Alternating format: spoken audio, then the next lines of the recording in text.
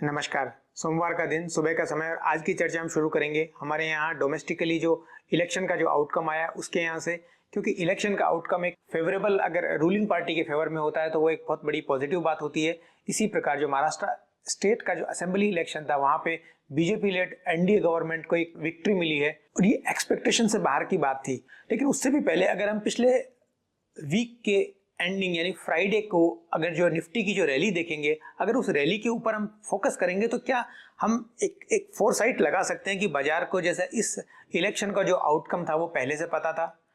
हो सकता है ये संयोग भी होगा, लेकिन अगर हम देखेंगे तो मार्केट एक बहुत ही स्मार्ट तरीके से बाउंस किया था। कहां से? 200 डीएमए से। शुक्रवार को जो बाजार की रैली थी वो एग्जैक्टली 200 डीएमए से बाउंस बैक हुआ था और बेसिकली मार्केट वहां पे ओवरसोल्ड जोन में भी था, बिकॉज पूरे अक्टूबर और नवंबर का हाफ जो चला गया वो पूरी एक सेलिंग में चला गया और वहां पे सारे इंडिकेटर्स एक ओवरसोल्ड जोन में थे।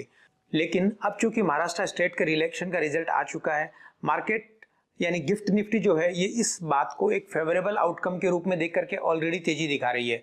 एफआईआईज की सेलिंग कंटिन्यूअसली जारी है, लेकिन यहाँ हमारे डोमेस्टिकली एक माहौल जो है वो काफी चेंज हो गया एक सिंपल इवेंट के बाद में। तो अब सबसे बड़ा सवाल जो आता है हमारे मन में वो ये आता है कि क्या ये जो रैली है ये एक्सटेंड हो सकती है? क्या हम मार्केट में जो एक इमीडिएट बॉटम की जिसकी बात करते हैं वो बन चुका है या नहीं?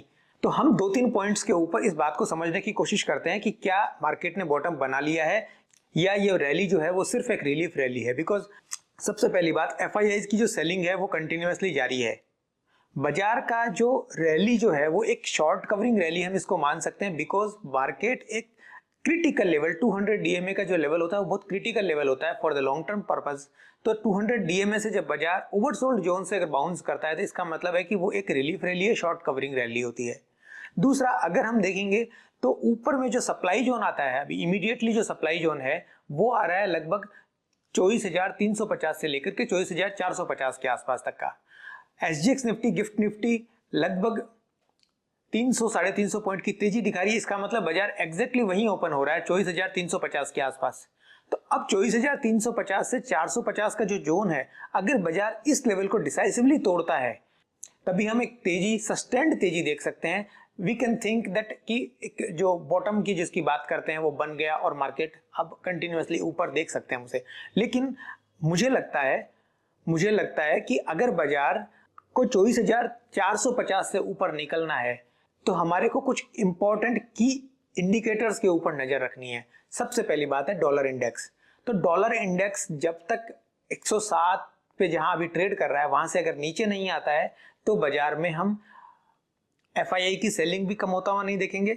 दूसरा, बाजार में इमर्जिंग मार्केट की तरफ फ्लो आता हुआ भी नहीं देखेंगे। उसका कारण है क्योंकि जब तक यूएस में ट्रेजरी यील्ड कम नहीं होंगी, और वो कम होने का कारण एक ही है कि इंटरेस्ट रेट कटेगा, और दूसरा कारण हो सकता है कि हमारे इंडिया में भी जो इंटरेस्ट रेट कट हो जाए तब ये बात संभव है।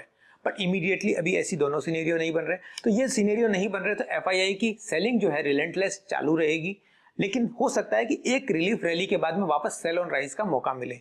और obviously this is my view, I have the right to be wrong, क्योंकि जब तक हम एक बाजार में हमारा ओपिनियन फॉर्म नहीं करेंगे तो हम कोई ट्रेड नहीं ले सकते। बेसिकली हमारे को फिर किसी के प्रति बायस्ड होने की बात हो जाती है। जब तक हम बायस्ड होंगे तब तक हम हमारा डिसीजन लेकर के ट्रेड नहीं कर सकते। इसलिए हम हमारा डिसीजन फॉर्म कर रहे हैं कि हम बाजार में जब तक कि 450 का लेवल नहीं कट जाता और वॉल्यूम के साथ नहीं कट जाता और बाजार उसके ऊपर सस्टेन नहीं करता तो हम तेजी में नहीं बैठेंगे। और हाँ, ये बात भी ठीक है कि यहाँ पर इंडेक्स वाइज हम लॉन्ग नहीं जा सकते, लेकिन स्टॉक्स वाइज काफी जगह हमारे को बाउंस बैक की अपॉर्चुनिटी मिलेगी तो हम वहां लॉन्ग जा सकते हैं।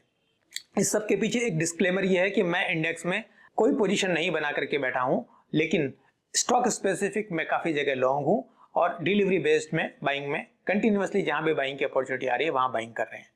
यहीं तक रखते हैं। Thank you.